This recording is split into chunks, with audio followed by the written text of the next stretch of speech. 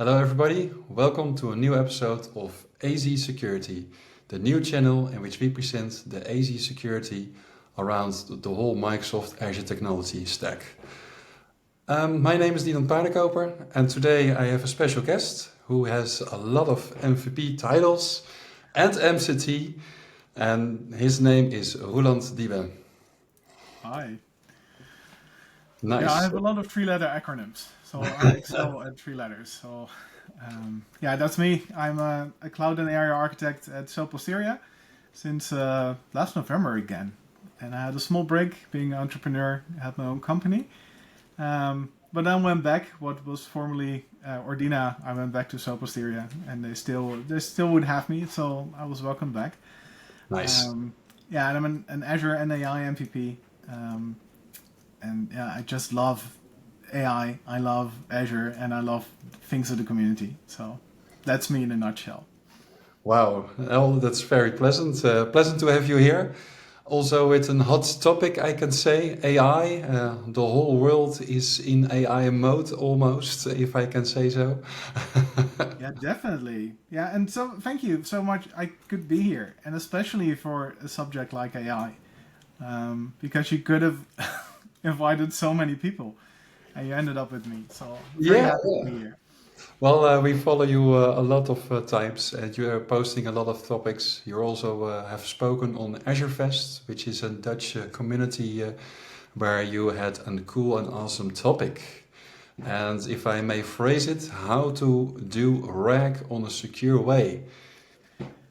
Yeah, yeah. And as I said, you added the secure way, but no, that is, of course, you want to do if you're doing RAG, and RAG is retrieval augmented generation, and it is where we take our own data, so the data the LLM doesn't know, and we inject it in our prompts, so the LLM can reason on that data, and in a secure way, of course, because especially working with customers in the data, well, it's their data, so they're pretty particular, of course, about their data. Well, your channel is AZ Security, so you know everything about that. So doing it in a secure way is very important, and that's why again I love Microsoft products. Microsoft makes it really easy to do RAG in a secure way.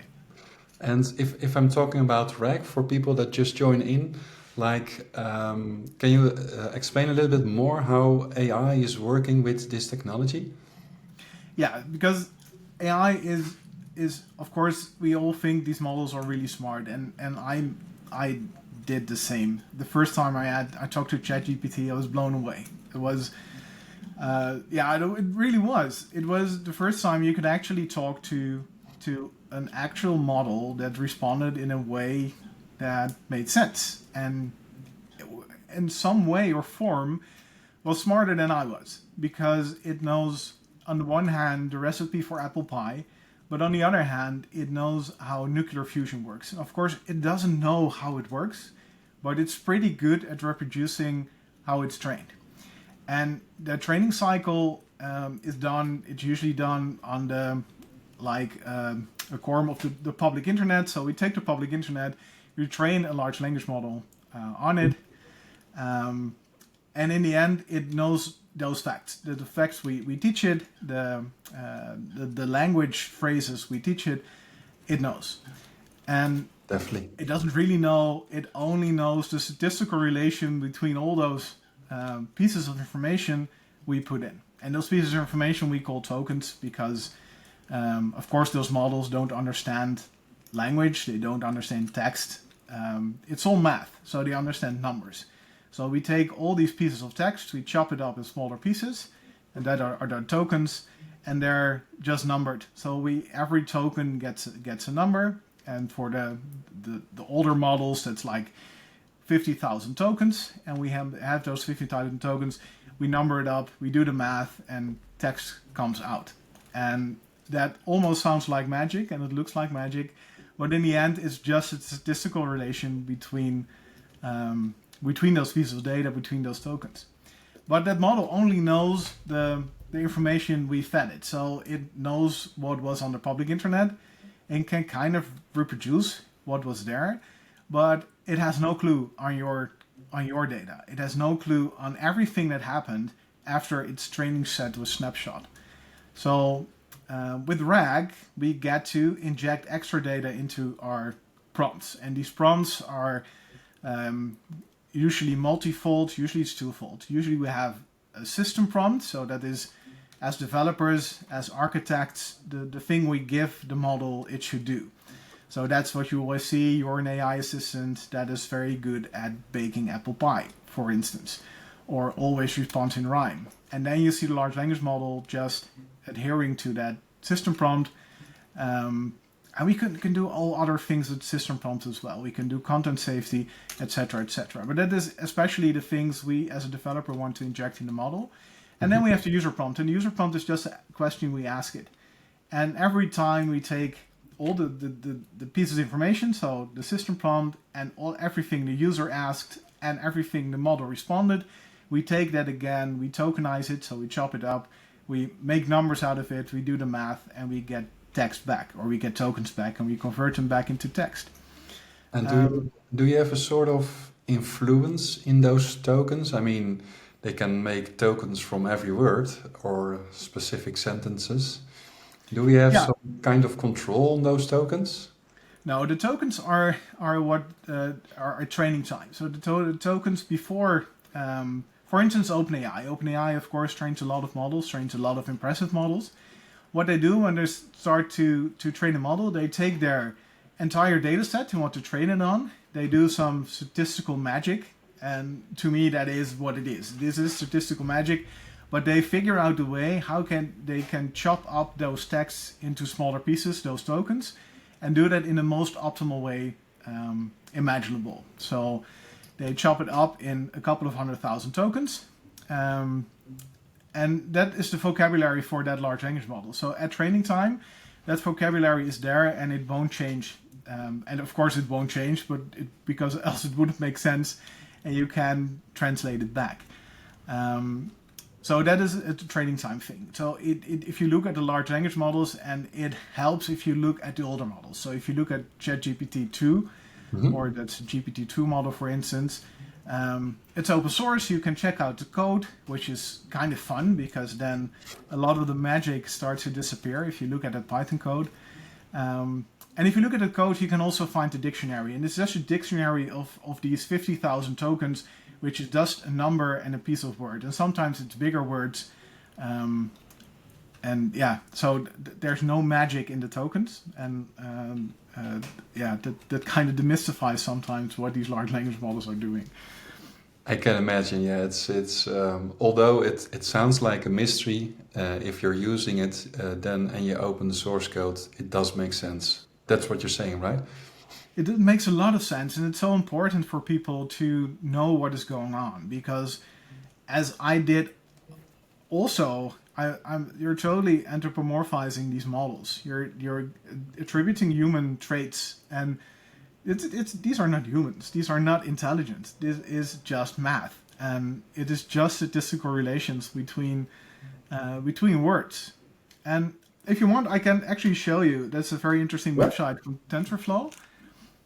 Should I share my screen? Yeah, that would be lovely. And you have because that sometimes helps to.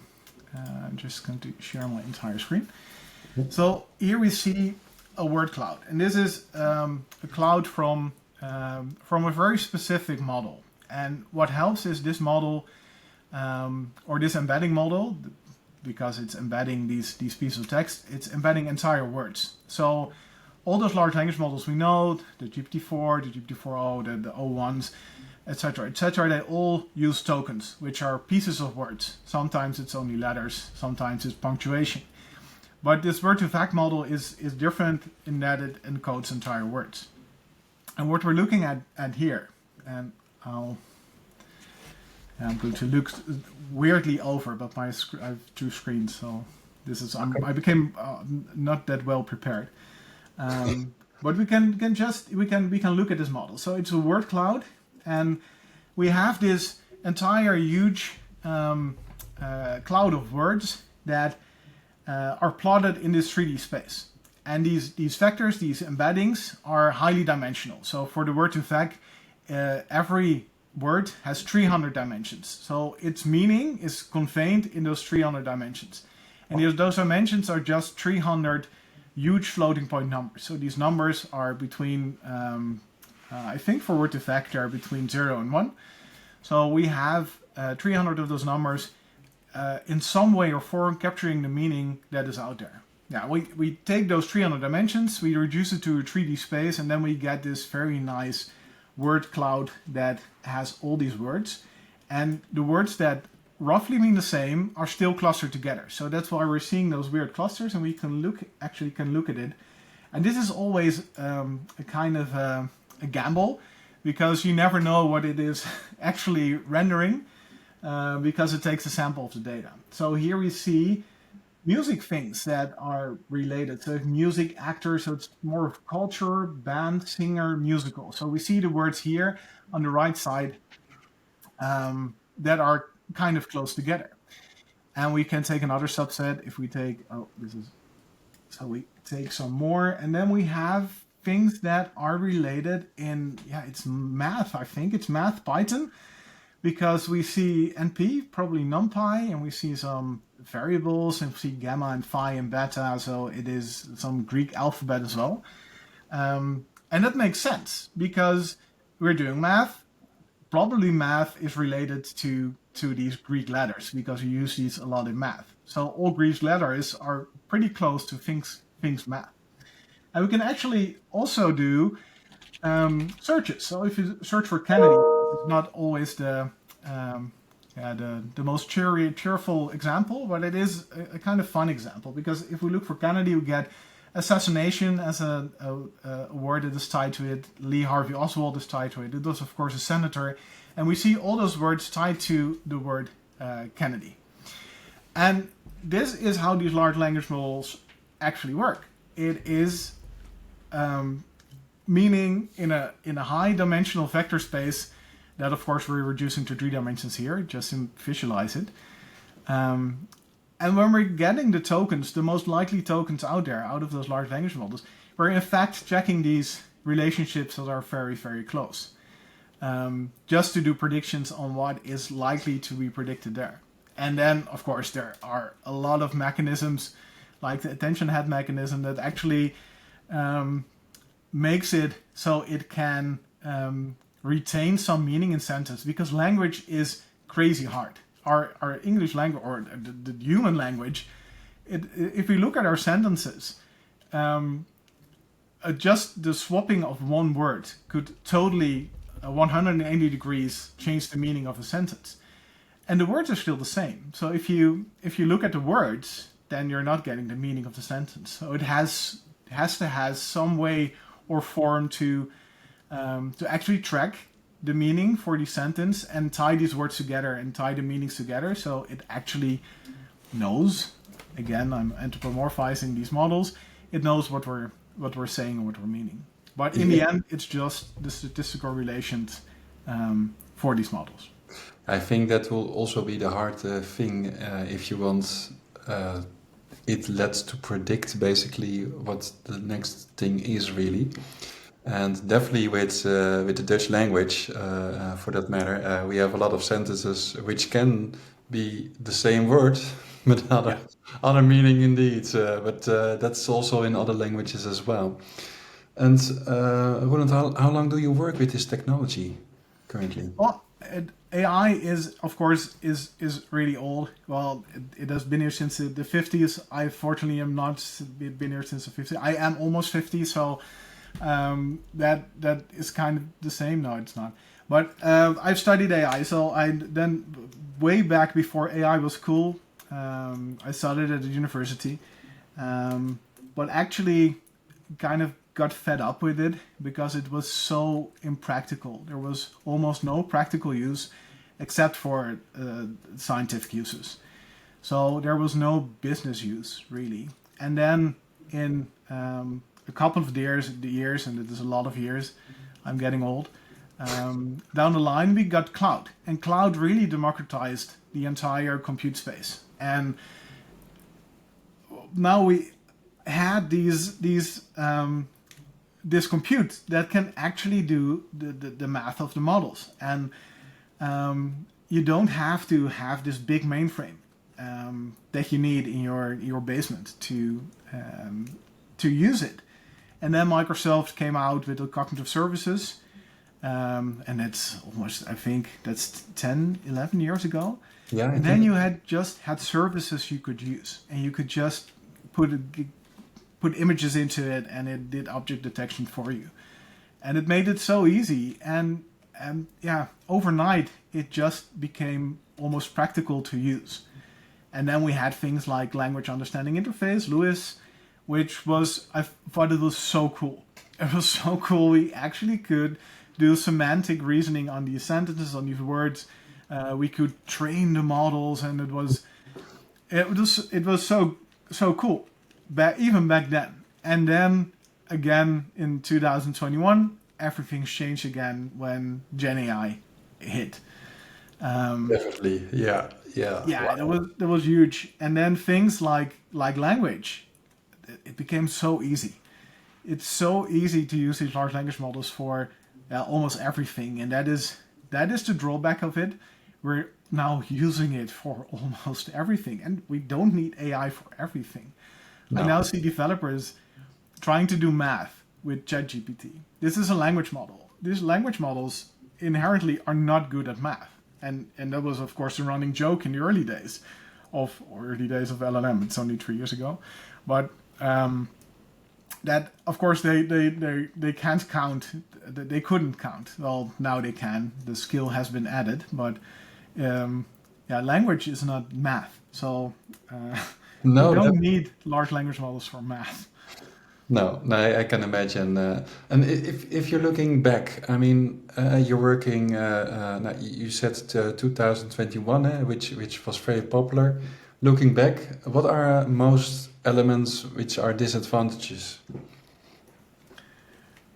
The disadvantages Yeah, for yeah, yeah, one of the disadvantages, we're now using it for everything. I think that is the and of course the advantages is we can now use it for everything. So it makes it so easy to reason on these huge amounts of data. As a human, we're pretty poor at reasoning on and I know this for myself. If I go do the shopping market, I always forget half of what it was on my shopping list. And that's only the small proportion of data, and I can't even cope, and I can't even get my head around what I need the next week for toilet paper and what we're going to eat. But these large language models can have these huge amount of text and can just in milliseconds deduct what is the meaning, what is to extract, to summarize, and that makes our lives so much easier. what It's are crazy. what are common use cases if you're looking to your customers? I don't know if you want to share that, but what are common use cases what you're working on currently? Yeah, what I now currently see is a lot of customers just trying to make sense of, because everyone wants to get in the AI train and nobody wants to miss out. So sometimes we see customers just bending over backwards just to have AI in their systems. But the most use case we're seeing is RAG. So customers reasoning on their own data, integrating it in chatbots. So of course there's a lot of HR document chatbots. That is one of the examples Microsoft of course provided as well.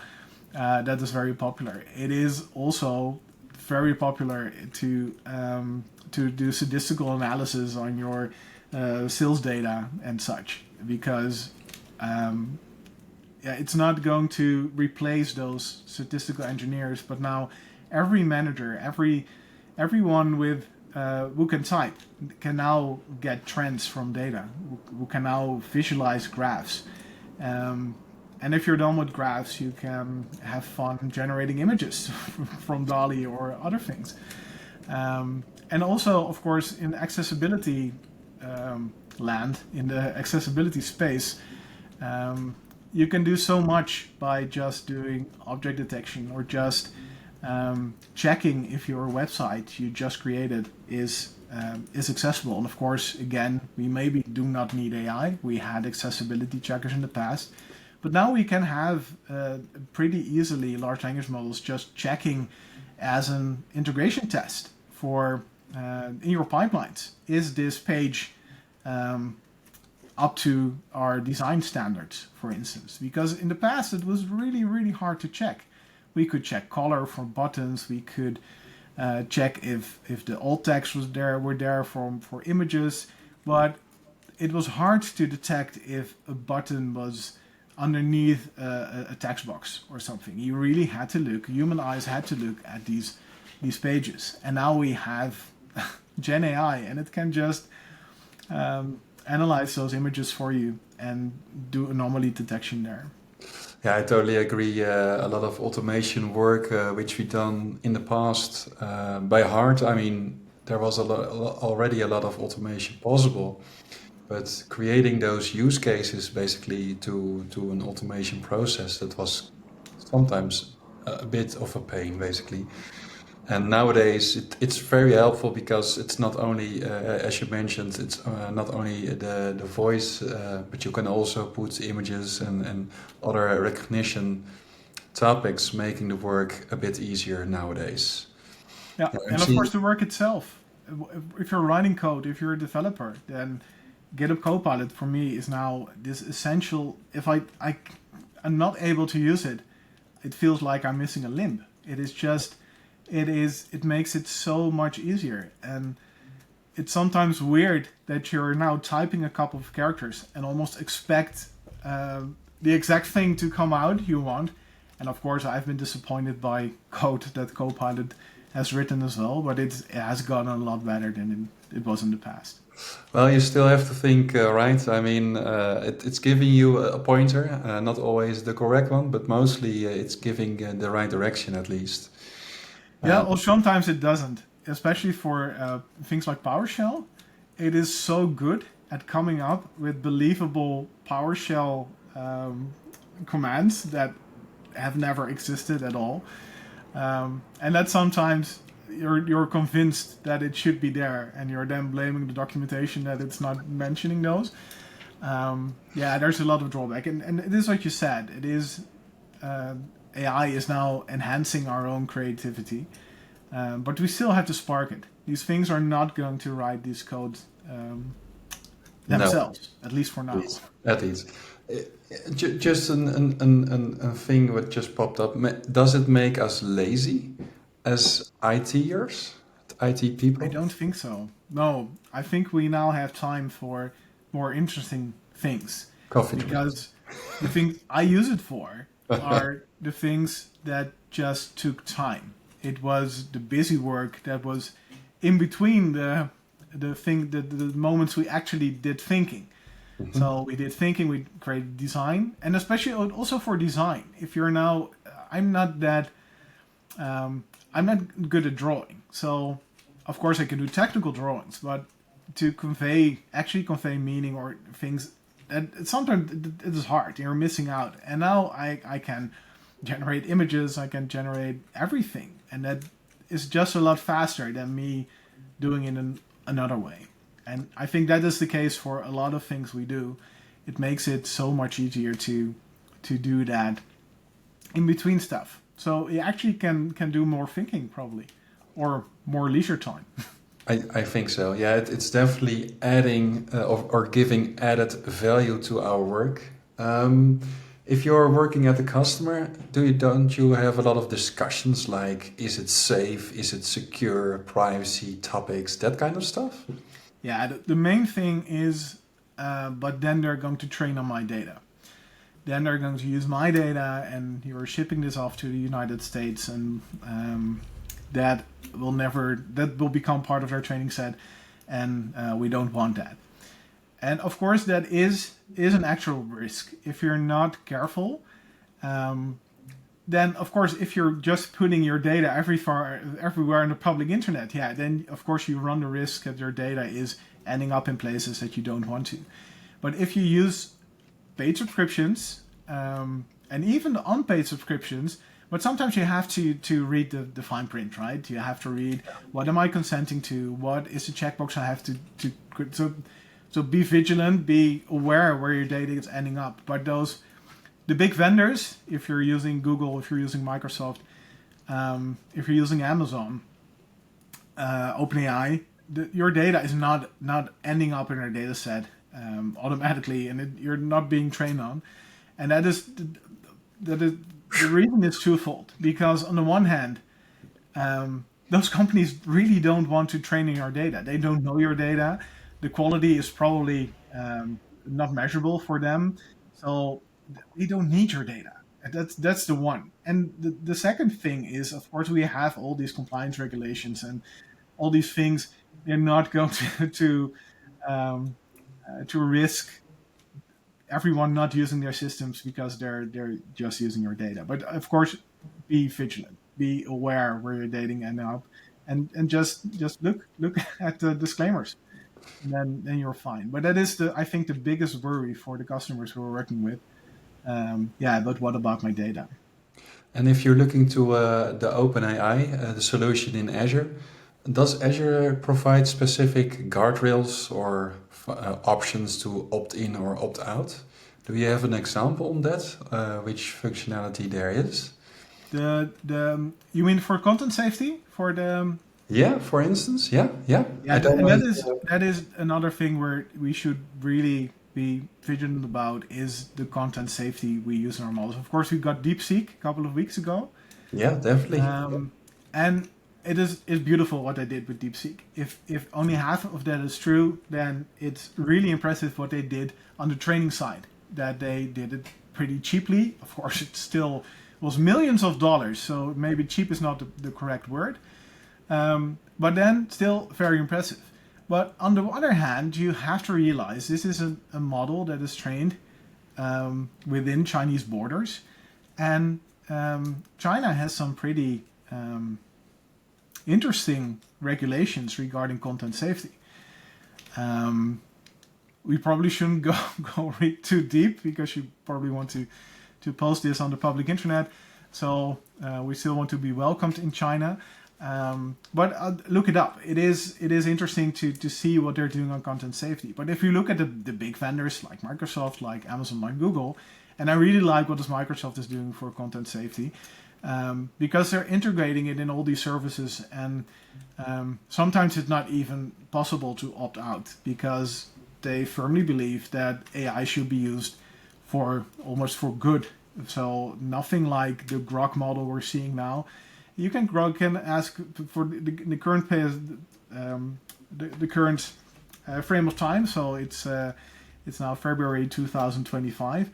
We currently can ask Grok anything, and it will respond without any content safety. So it has some undesirable traits because people will use it for those things. Indeed, yeah. And the models for the big vendors will almost always go in the content safety fail safe mode if you're asking it stuff that doesn't really adhere to the moral compass of those companies. And of course they're getting a lot of pushback on that, because why should our moral compass or their moral compasses be our moral compasses? But yeah, I do believe in the having a moral compass, even especially if it's not really yours, then it's better without one, because humans are pretty good at some doing awful things if we just provide no boundaries at all. So Well, I agree. I have been exploring myself to the Azure OpenAI functionality, and there are truly a few controls which you can nowadays push to at least have some protection, or in your language, or specific, how do you say that you're not proceeding bad things the world into. And although that is a growing pattern that we're seeing, there are coming more and more controls. Also, if you look to the Azure policies, which providing more and more possibilities to have more and more controls on the AI services, that's very helpful indeed, for at least some protection. I mean, the world is going fast, right? yeah, extremely fast. And the protections you're talking about are especially around content. It won't protect you for a huge credit card bill because things can run expensive. And Yeah. we talked about that in the past. If you want to limit tokens use for users and all that good stuff, sometimes they're making it hard for you. Sometimes they just want you to spend more money on more tokens. I think also the use case will justify that, right? I mean, if you have a specific need and it's giving you a lot of profit, maybe it's worthwhile to investigate even more.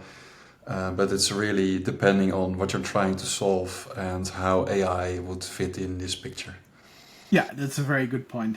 Because again, we don't need AI for everything, but the things we can use it for, it's amazing. And it's totally worth the buck if you're spending tokens on that. Yeah.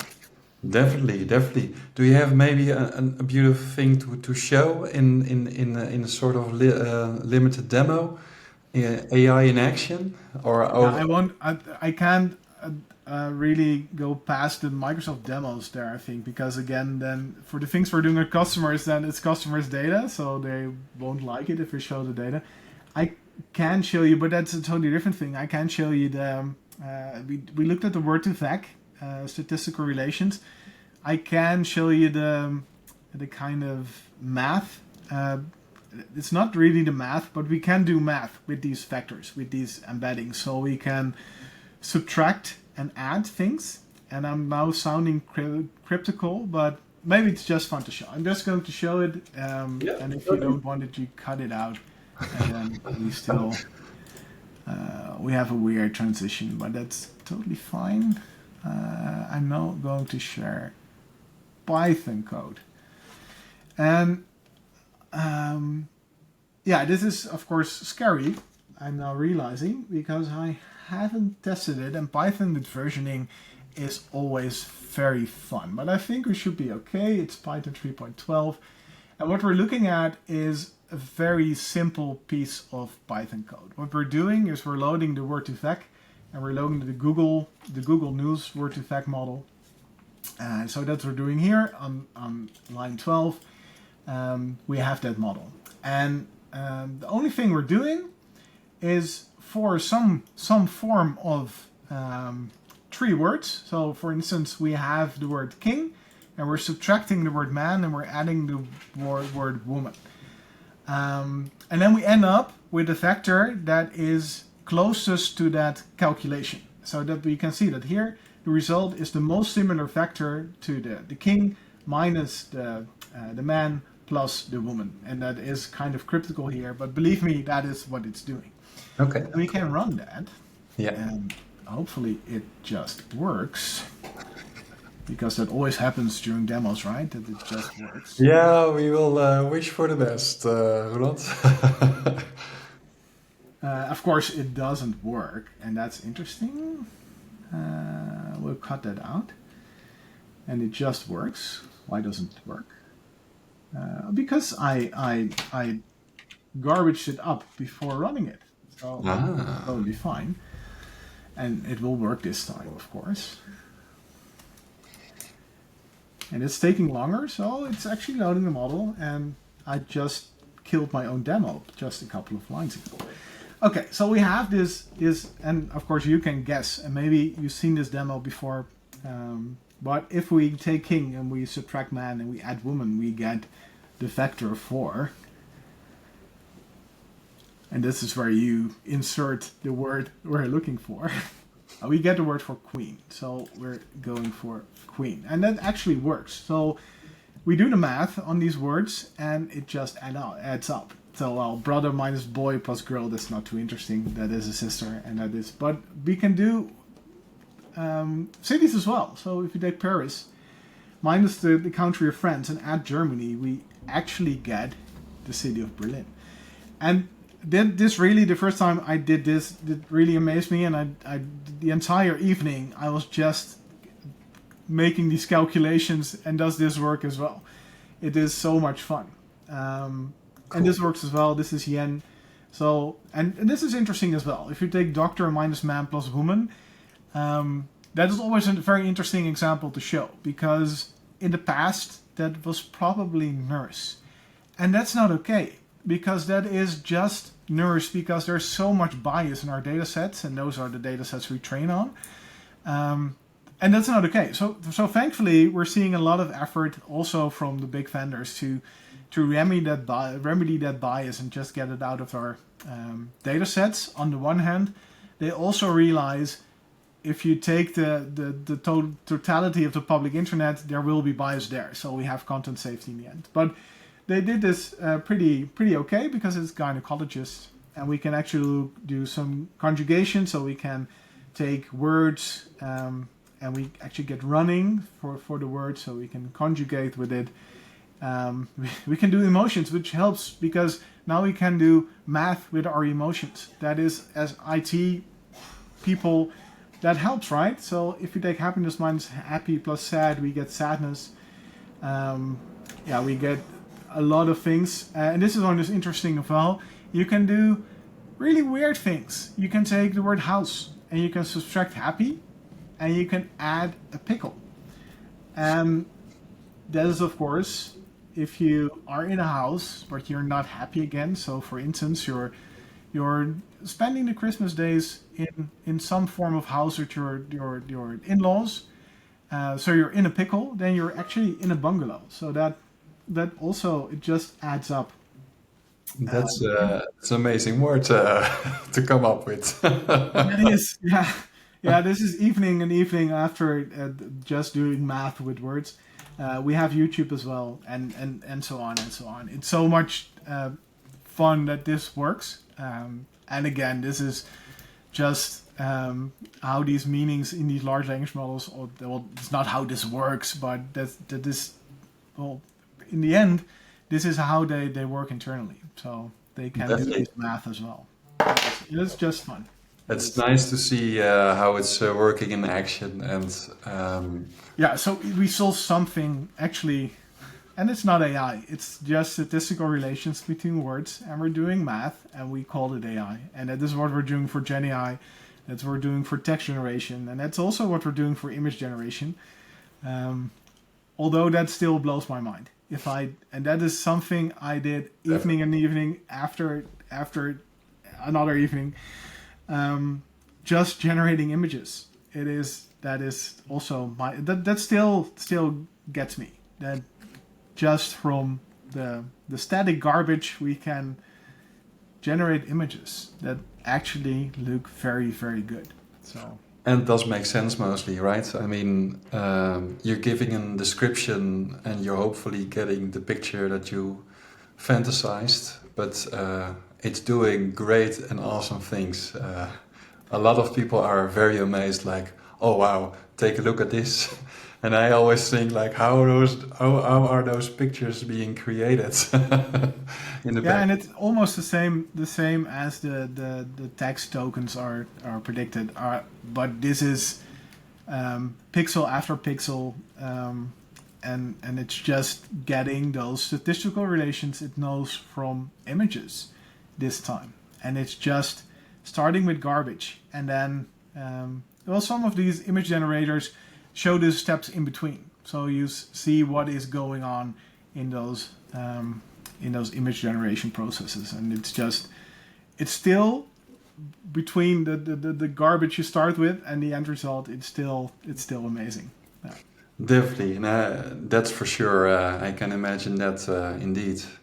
If I'm new to this technology, and you say like, well, how can I start? Do you have some references, or maybe I heard you also talking about that you were arranging something? Yeah, definitely. Yeah, Saturday. Very good place to start is I'm also affiliated with the global AI community, and through the global AI community, we're now organizing every March and April. We're organizing bootcamps all around the world. So. Cool. We now, I think, have 128 locations all around the world. So that's huge. Last year, we managed to have a reach of over 150,000 people that participated in those bootcamps. So it's huge, and that is of course because AI is huge, and everyone wants to get in on it, right? And just learn AI. So those bootcamps are a really good place to start, because on the one hand, you have these AI experts that are sharing their knowledge, are doing sessions. We have some very good workshops just to with the thing you want to get started with, because we haven't even talked about agents yet. We're only talked about large language models. True. And of course, the agents are now the extension of these large language models, and they can actually do stuff. And we have workshops on agents. We have a lot of beautiful sessions planned, and that's during the entire months of March and April. And regardless when you're watching this, we're doing this every March. So now it's April because we're extending it a bit because of the Ramadan, and then we have some extra time for people to organize these boot camps. So just a couple of weeks extra. But that's a very good place to start. And of course, on the other hand, if you have some form of Azure subscription, then Azure AI Foundry is a beautiful place to start with all these playgrounds and just tinkering around. And you can generate images, and you can really easily do RAG. You can just upload some documents, some PDFs or Word documents, and just get started from those. So really easy. And then it gives you the code, and you don't even have to write that code anymore. Cool. So that's amazing. So I can start straight away, right? Yeah, definitely. Yeah, and everyone can, and of course everyone has their own interests and what they want to get started with, and yeah, it will provide it all for you.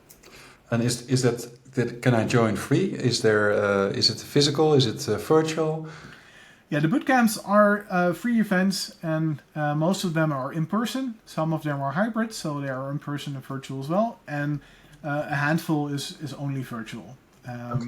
And that makes sense because not everywhere around the world the infrastructure is good enough that people can actually come to you and go to the bootcamp. So to have something for everyone, there are virtual bootcamps as well.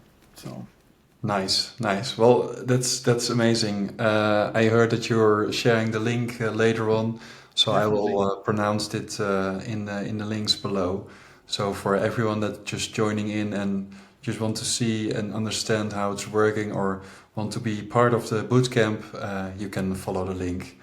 And via this link, I can register myself. Yeah, so and also it depends on when you're reviewing this.